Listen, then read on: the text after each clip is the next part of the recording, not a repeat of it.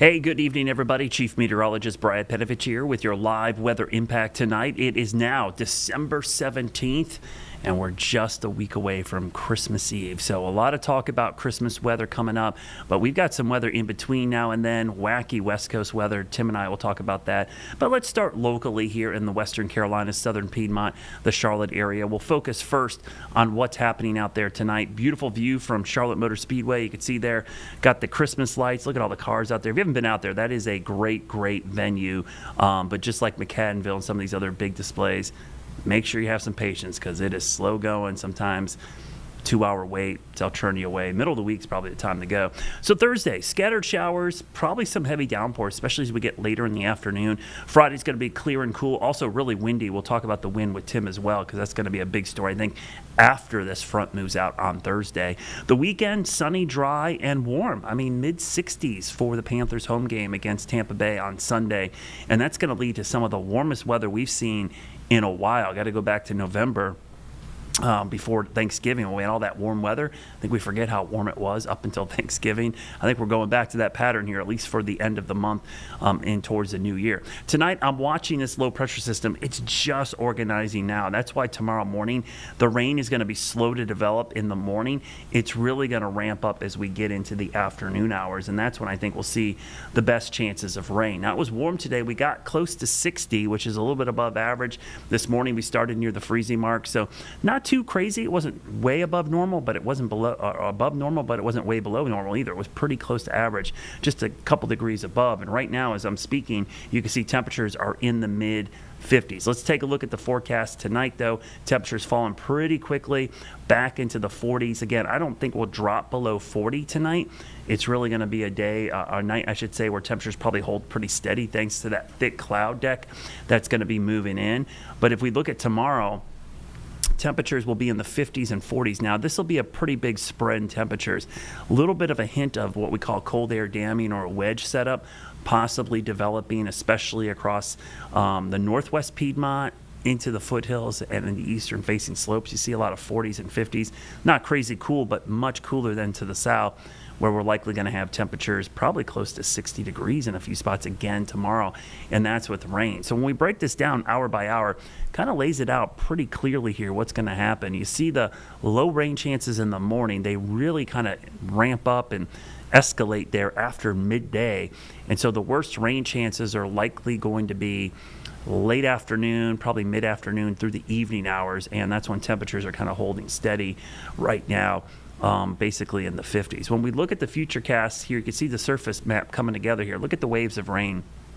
First batches of rain start moving in as we go into the 2-3 o'clock time frame.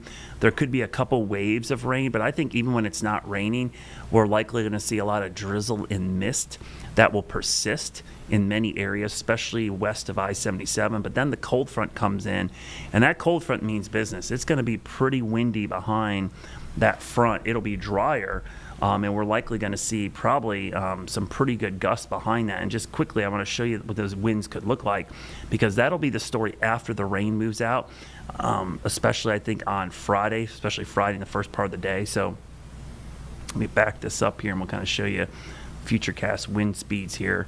So kind of doing this on the fly, but it'll take a second to load. But those winds, I don't know why it's starting on Saturday. That's such a random start date. Actually, let me fix it real quickly because that is totally random. I don't know why we would start on Saturday. That is bizarre. So we'll set that up real quickly so you guys can see that, because I think it's really important to see, basically the time frame of this. So what I'm doing is I'm adjusting the time right now. So somebody did something weird with this in our department. It's kind of odd that we see this like on odd days like this. So we'll set this out to the current time. Oops, got to put a 0 there. We'll do the current time, which is right now, and we'll go out through the weekend just to give you kind of a feel for what these winds are going to look like. So there we go. We start this evening. We'll go into the future. You'll see the wind speeds ramping up, and notice that the winds really start to ramp up as we go through the next 24 to 36 hours. So Thursday, not a ton, but then you see a whole bunch of moisture moving in with these winds on Friday. But then behind it, look at that. winds, especially in the mountains, could gust as high as 60. So just prepare yourself now in the mountains. That's an area that we're definitely going to have some high winds at the end of the week going into the weekend, and some of that's going to be coming down pretty hard. So let's look at tomorrow, though. We'll break down the rain chances here. We'll kind of fix our wind graphic there. Kind of got totally messed up. You see tonight through tomorrow morning, here comes the rain. Again, scattered early, but then really picks up as we go into the afternoon, and some of the heaviest rain falls in the afternoon or evening. So over time, that rain will be with us through the evening and then break up a little bit and then finally push out by Friday morning. So if you were going to get something done tomorrow and you got errands to run or something outside, I definitely would do it the first half of the day, because it certainly looks like that's going to be a much more preferable weather setup here. The downpours really develop as the day goes on. Wet roads by evening, mostly cloudy day. The biggest story for you is probably going to be the slow commute Thursday evening. You're going to want to have the rain gear. Now, this will be a good soaker. We need the rain. Remember, we're still in a drought, so we need this moisture. So every drop we get is going to help out. And you could see a widespread area of 1 inch to 1.5 inches of rain. That is certainly going to be a soaker. And this time of year, because everything's dormant, I think a lot of folks get tricked into thinking that we don't need rain because they're like, my backyard's muddy. Remember, there's little evaporation right now. The sun angle is low. It's cool. The days are really short, and nothing is growing. So that leaves moisture to sit on the surface of the ground for extended periods of time. It doesn't mean we have too much moisture. It just means nothing's using it right now. So to get rain this time of year, you want it to soak in, fill up creeks and streams. That's what helps us out. So drought this time of year is really kind of tricky. It doesn't look like a drought, but we really are in some cases. Here's that dip in the jet stream. Comes through Thursday night and Friday. As that moves through, that's going to drop our pressure briefly, and that's going to create a dip in those atmospheric pressures. So if you have arthritis, susceptible to aches and pains, that's the one time period over the next 7 days where I do think we could have some higher aches and pains out there. So you got to be ready for that if you're susceptible to that kind of stuff. Real quickly, let's look ahead. We'll talk more about this with Tim, but locally, Christmas Day, it's a blowtorch. It's going to be super warm around here, about as warm as you can get here around Christmas time. The all-time record for Christmas Day is 77. I don't think we'll be that warm, but we could be touching 70 both Christmas Eve and Christmas Day. So we'll look at your Jerry Hunt Supercenter 7-day forecast first. You can see the next couple of days we're in the 50s. Saturday, upper 50s, mid-60s Sunday. Should be mostly sunny, so a pretty nice day. We'll go the 10-day forecast. That gets us through the holiday, and you'll see temperatures basically staying close to 70 for the middle of next week. That includes Christmas Eve, Christmas Day, and the day after. So super warm. This is a big topic of conversation. We'll talk with Tim Buckley coming up in 2 minutes. We're also going to talk about all the crazy weather on the West Coast. I've got a forecast for you that is going to blow your mind and is going to really tell you how big that atmospheric river is on the West Coast. So stick around. We'll be back in 2 minutes.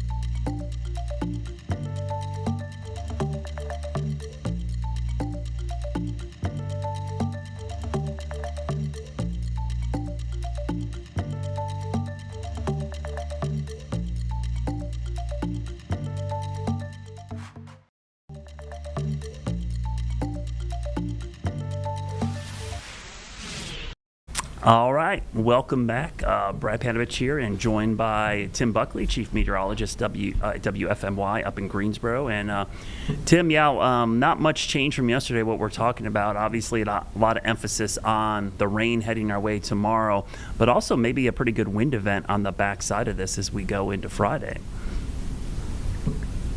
It's kind of interesting to watch this setup. I think it'll be interesting to see just how much rain we end up seeing for our Thursday. We're still in this drought that we haven't talked too much about lately, and it's been a while since we've had a good soaking. But there is potential that, parts of the area could get close to an inch of rain tomorrow throughout the day. If it's heavy enough, if it's persistent enough, definitely going to have an impact on moving about the area.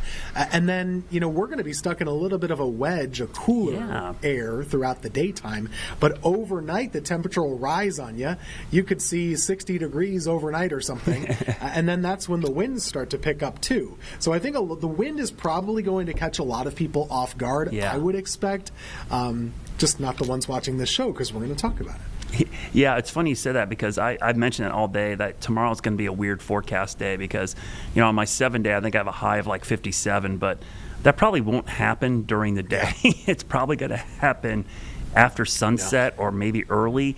It's because when the rain comes in, the temperature's probably going to fall like a rock. It's probably going to be in the 40s most of the time. And there's definitely that hint of a hybrid CAD, or what we call in situ wedge, where you got kind of a dynamically cooled air mass over us. And the rain chances are interesting because when you get that set up, Tim, sometimes our futurecast and modeling doesn't do a really good job in picking up on the persistent drizzle and mist when it's not raining, because you've got overrunning. So I would be cautious of saying, when you see our futurecast, hey, looks like the rain only happens here. It's probably going to be misty or drizzly when it's not raining. I don't have a good sense that you're going to be able to find a lot of dry breaks in the action tomorrow. Hesitant to call it a washout, but it's kind of trending that way. It's trending toward wet most of the day, and just don't really plan on doing much of anything outside. And really, Brad, it's interesting, our model has kind of been leading the way, the one that we use, in showcasing some downpours. Even when it's cold outside tomorrow, you could have some downpours as part of this thing. Yeah, and it'll be interesting to see if we get what was called elevated convection, because above the cold surface layer, could there be some elevated thunderstorms, which would, make the rain rates a little bit higher, but also could get some of that wild, crazy loud thunder when we get that set up, because there's an inversion at the surface, and that causes kind of like, not that I've ever done this, Tim, but throwing a firecracker or a cherry bomb in a sewer and, the loud echoing sound that makes. Well, when you get thunder with an inversion, that sound kind of reverberates, and sometimes you hear really loud thunder in these sets up. Yeah, you definitely could have that, certainly, especially if it were during the day, right? At nighttime, maybe if we busted the inversion with the 60s coming in, you wouldn't have it quite as much. Yeah. But it's gonna be kind of a nasty, raw sort of a day. We haven't had much of that. So we've had the cold, we've had the winter air, but we haven't had a lot of these raw, chilly, wet days of weather. But I think that's what you need to expect. What are you thinking the worst would be for wind gusts going into tomorrow night and probably lingering into Friday also? I think for the Piedmont, I think probably 30, 35 is certainly doable. But what I think is interesting is some of the mountain gusts look pretty potent. So I think up in the mountains, we might get, like Grandfather Mountain might get like 80, 90 mile-an-hour winds in a setup like this. So certainly possible. We talked about the drought briefly, Tim, and this is something I brought up today. I want to just quickly show the drought monitor, because we'll get an update tomorrow, Tim, but none of the rain that falls tomorrow counts, because this is a Tuesday to Tuesday thing. I think now that we're in the winter and it's been so cold, people kind of forget about the drought situation. And when everything's dormant and dead because of the freezes, it's really hard to tell you're in a drought. So I oftentimes when it rains and I say we're in a drought in the winter, people go, well, my backyard's muddy. We're not in a drought. Got to remember, folks, your grass is dormant, your trees are dormant, nothing's using that moisture in the soil. So it tends to just sit on the surface. And with a low sun angle, not much evaporation, it can really kind of trick you into thinking it's a lot wetter than it actually is. It's just not noticeable. I mean, you're really not, you're not cutting the grass. You're not farming things, most likely. These are not impacts to your daily life necessarily. But we do still need water. We do still need the water table to be in the right spot. We need the lake levels to be in the right. All of those things matter. And the drought it's just been there. It's been basically since the late summer, I guess. Never super severe. It's kind of come and gone a little bit. But like I was saying before, we really still haven't had these good soaking rainfalls with any regularity. You think about how often would you tend to see a 1-inch rainfall day? Well, we just really haven't had that, Brad. I mean, I'm going to look it up for us here, but I don't think we've had a 1-inch rainfall since back in like September for my area. I think so too. I was going to say we had a wedge set up in like September, early October maybe, where we got an inch, but I think the most rain we saw in the last 2 months was like 0.4 of an inch in one day, and that's it. It really, a good soaker like this would be very much needed right now. Let's talk about the wind, because you were showing your graphic there, and what's really interesting is, like you said, if the wedge breaks, that's when the winds really pick up. The winds will probably be howling above the inversion, but once that inversion breaks up, that's Friday, and look at those winds. I mean, those will be scooting out of the mountains, and you get a lot of turbulence coming out of the mountains. I see Boone jumping up there, but some of those higher ridge tops like Beach, Sugar, Grandfather, Mount Mitchell, and we might have some pretty – I'm surprised we're not seeing wind advisories or high wind watches issued yet, because this is the kind of wind event that kind of sneaks up on people a little bit.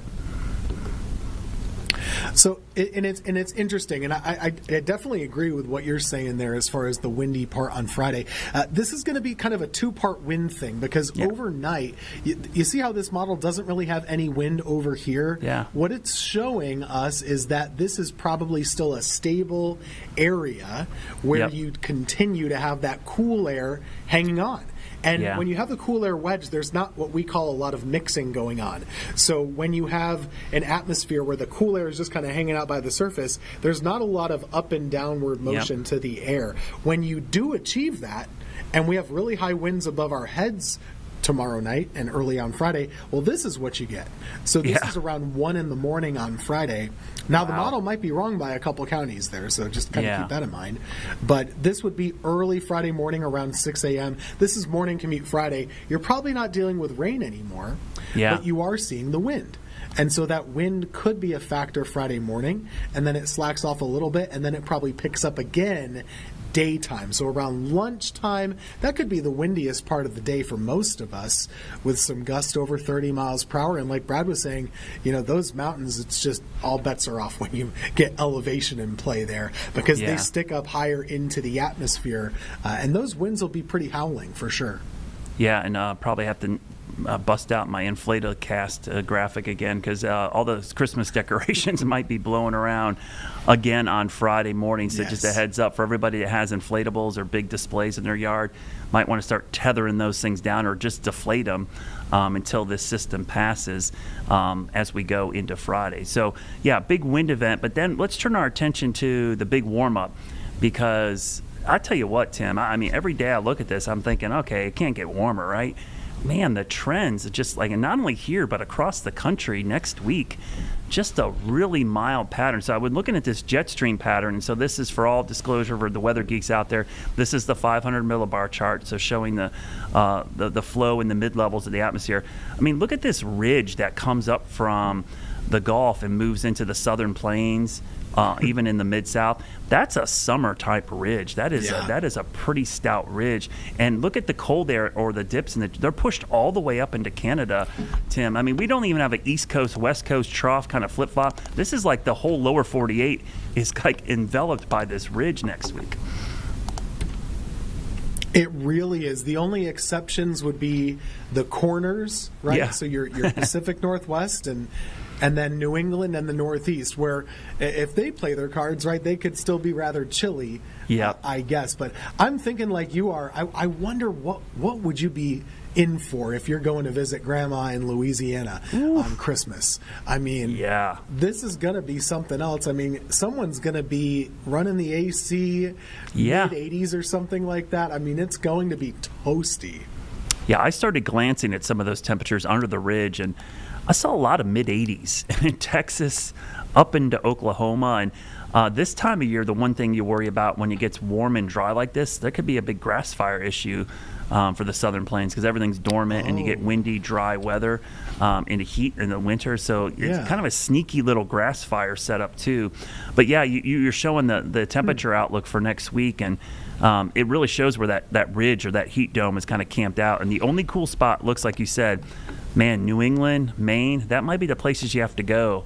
Vermont, New Hampshire, and then maybe Northwest, which we'll talk about here in a minute, going Pacific Northwest. But yeah, Burlington, Boston, North, that seems to be maybe the only cool spot in the whole country, and maybe some snow.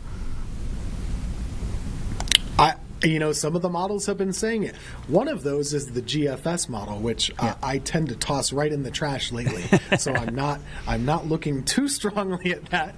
But I'll be in that area around Christmas, so I've been keeping an eye on it to see what you might be finding out. But hey, it's possible there could be some flakes in the air. They've had a good start to ski season in New England already, certainly, and that looks to continue. All right, so I'm going to reveal my Christmas Eve, Christmas Day forecast. I'll give you a second to pull yours up because I know you had yours ready to go, Tim. So for Charlotte, this is Charlotte Piedmont Metro. I did not do this on purpose, I swear. I have 67 and 67, so probably should have changed it by 1 degree just so every 8-year-old wouldn't freak out at my map. But I wouldn't be shocked. I think the sunshine and the southwest wind, if we shot up close to 70, that wouldn't be crazy for us. In fact, I have 71 for the Friday after Christmas. And lo and behold, you go back, I think 4 years ago, 2021, we were 71 on Christmas Day. So it wasn't that long ago we had a very similar pattern than this. And I personally, Tim, I don't love this because if there's one time a year I want it cold and snowy, it's Christmas. But I'll be honest with you, a couple years with small kids when it was warm outside on Christmas, it actually was nice because the kids were able to get outside and play with stuff. And it was kind of fun to entertain if you had people over that could go on the back porch and do a fire pit without being, freezing, cold. So there are some benefits to it, even though it doesn't really put you in the holiday spirit. We all like different things. Everybody has their preferences. It doesn't matter what any of us like when it comes to the weather because we all get the same thing. That is so true. It doesn't change that's for sure. My philosophy, I'm never going to complain about being comfortable. That's just kind of my thing. And if it's in the 60s outside, I'm going to be pretty comfortable, and that's fine with me. But I totally understand if you want to have a holiday, mood or a, feeling like the spirit of the season. I get that. And if you have a heavy sweater, it might not be the best. If you're in the Piedmont area, I think we're probably in the low to mid 60s, but it could certainly trend a little bit warmer. We're still about a week away. So it could also trend a little bit cooler if that's what you're rooting for. Yes. Cheer your loudest, and we'll see how it works out for you. But definitely not looking white, and it's also not looking wet either. I think those are the biggest things to point out. Yeah, and that to me, that's the silver lining. It's going to be dry. So it's one thing if it's warm and wet, but at least it's warm and dry. And if you're going to be burning the Yule log all Christmas Day, just crack the windows. You might need some fresh air in the house because it's going to be. I always like to have a fire going all day, and it could get pretty warm in there. Speaking of loving snow, let's talk about out west, Tim, because we talked yesterday a lot extensively about the atmospheric river, and number 2 is affecting the West Coast. Some of the winds that I saw today were just crazy through the Intermountain West as that kind of atmospheric river and the storm associated with it kind of moved through the mountains. There were gusts 80 to 100 miles per hour in the northern Rockies, and I saw severe thunderstorm warnings in Idaho with it. It was just crazy. But I wanted to bring up this because we kind of hinted at this yesterday. So I'm going to show you our model for northwest part of the country. This is just east of Seattle and Tacoma. So these are the Cascades.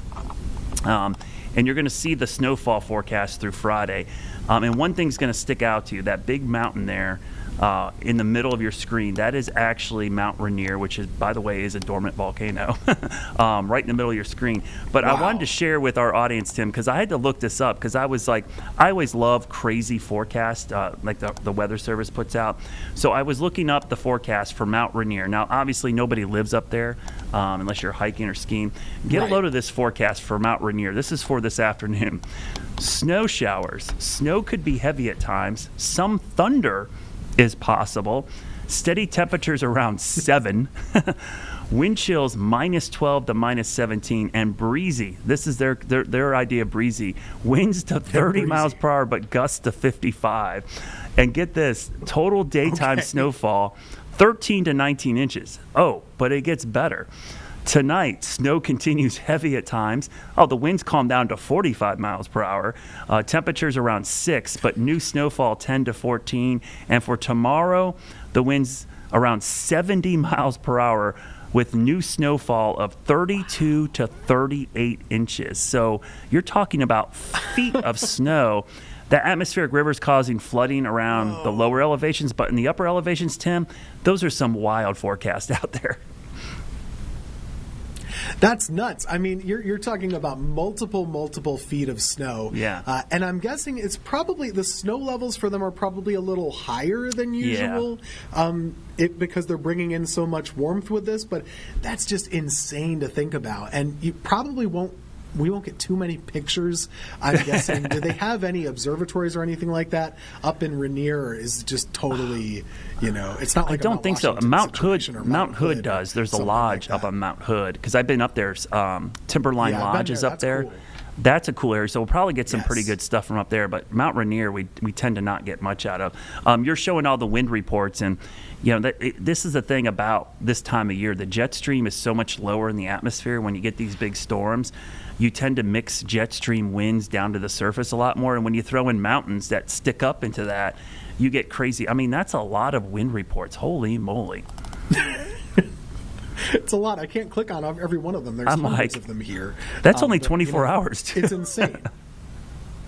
I know. This is all today. So some of the videos, like you were saying earlier, you just seen pine trees, huge ones, just kind of bending and toppling over. Just a mess. And we were saying before, long duration event. Yes. This is going to be days of rainfall, days of wind, and for Mount Rainier and other mountains, going to be days of snow. Yeah, I am secretly rooting for a pattern flip out west because, as I mentioned, I'm going to Utah skiing after Christmas to the New Year. And right now, Deer Valley, only like 5 out of 210 runs are open right now. That's how little snow has fallen in parts of Utah. And if you're not familiar with that area is just east of Salt Lake City. It's the Park City, Utah, Deer Valley area. So I'm hoping that this will bring some snow. But you see the Northern Rockies getting clobbered, and you're showing the rainfall. Boy, that's a lot of moisture, and some of those in the Sierra Nevadas, that's near Lake Tahoe and eastern part of California. That's a lot of moisture for them. Oh, yeah. Someone's going to get 10, 15 inches of rain, but that's snow too, most likely. Yes. So. It's Sierra cement, we call it, because it's the wet, heavy stuff out there. All right. Thanks, everybody, for sticking around. We'll be back here tomorrow. Coming up next, Nick Sturdivant will have more breaking news here on WCNC+.